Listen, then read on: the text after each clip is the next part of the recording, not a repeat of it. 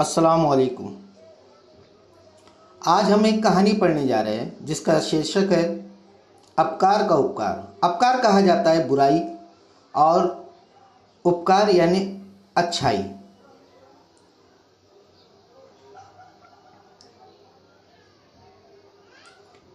इस कहानी के लेखक है डॉक्टर दर्शन सिंह आसट, जिनका जन्म 15 दिसंबर 1965 बरास गांव में पटियाला पंजाब में हुआ है। इनकी प्रमुख रचनाएं पापा अब ऐसा नहीं होगा, मेहनत की कमाई का सुख आदि है। डॉक्टर दर्शन सिंह आसट साहित्य अकादमी द्वारा पुरस्कृत बाल साहित्यकार डॉक्टर दर्शन सिंह आसट ने पंजाबी, हिंदी, उर्दू, राजस्थानी आदि भाषाओं में लेखन किया है। प्रस्तुत कहानी में लेखक ने यह संदेश दिया है कि हमारे साथ दुर्व्यवहार करने वालों के साथ भी सौहार्दपूर्ण व्यवहार करना चाहिए। कहानी की शुरुआत कुछ इस तरह से होती है। किसी तालाब में एक कछुआ रहता था। तालाब के बिल्कुल किनारे पर जामुन का एक पेड़ था। समय आने पर उस पर मीठे जामुन के गुच्छे लगते।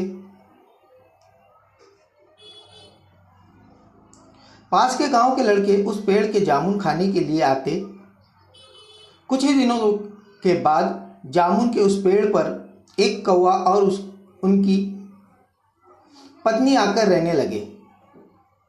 कौवा अक्सर दूसरों को परेशान करता रहता था, लड़ता झगड़ता रहता था। जब कछुआ तालाब से निकलकर जमीन पर आता तो कौवा उसकी पीठ पर सवार हो जाता और उछल कूद करता। कई बार तो कौवा अपनी ताकत का दिखावा करते हुए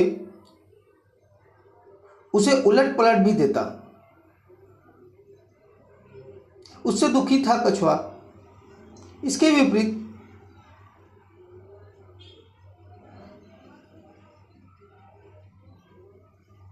कौवे की पत्नी का स्वभाव नम्र स्वभाव की थी।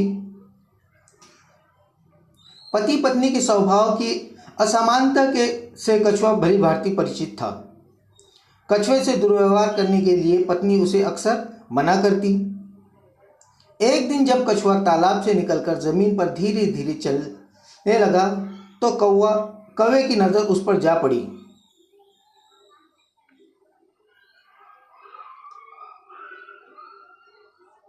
और वो झट से ऊपर चढ़ गया। कछुए को गुस्सा आ गया। वो बोला, क्यों भाई कौवे, मेरी पीठ पर चढ़कर मुझे तंग क्यों करते रहते हो?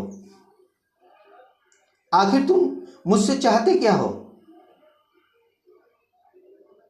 कौवे ने जवाब दिया, तेरे ऊपर मजे से सवारी करना चाहता हूं। ऐसा करने में से मुझे बड़ा मजा आता है। हंसता हुआ कौवा बोला।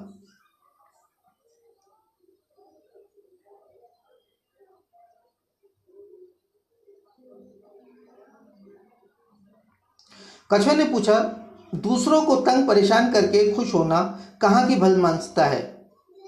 क्या तुम भी मुझे अपनी पीठ पर बिठा सकते हो? कौवा एकदम बोला, क्यों? मैं तुझे क्यों पीठ पर अपनी बिठाऊं? कौवे ने कहा, क्यों? मैं तुझे क्यों बिठाऊं अपनी पीठ पर? जब कौवा कछुए को और भी ज्यादा परेशान करने लगा तो कछुए ने तालाब से बाहर आना कम कर दिया।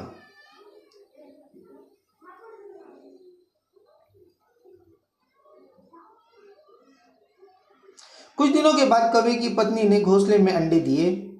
उधर पेड़ पर लगे जामुनों के गुच्छे भी पकने लगे थे। एक दिन गांव के लड़के आए और जामुन के पेड़ पर चढ़कर जामुन खाने लगे तो कौवा दंपति ने काव काव काव काव करके आसमान सिर पर उठा लिया।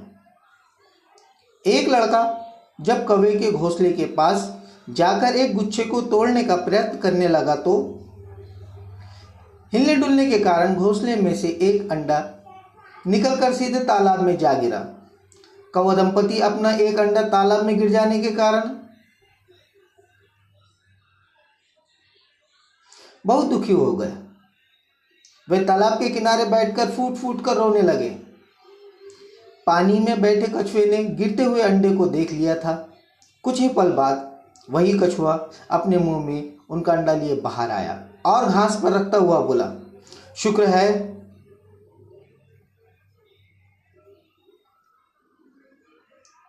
है कि तुम्हारा अंडा पानी में ही गिरा। यदि थोड़ा दूसरी तरफ गिर जाता तो टूट जाता।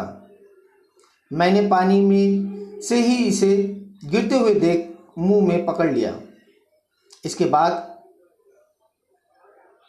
उसके अंदर की जान बच गई। अब चिंता की बात नहीं, यह सुरक्षित है, संभालिए। यह कहते हुए कछुए ने अंडा कौवा दंपति को दे दिया। कछुए की यह बात सुनकर कौवा अपनी करनी पर बहुत दुखी हुआ।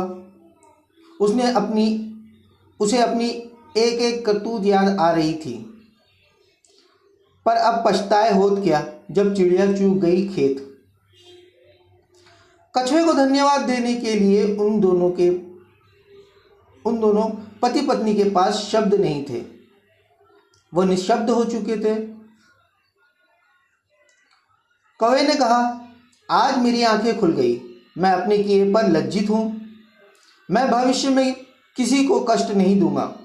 कछुए ने कहा, जब जागो तभी सवेरा। अब सब हिल मिलकर रहेंगे। इस प्रकार यह कहानी अपकार का उपकार खत्म हुई।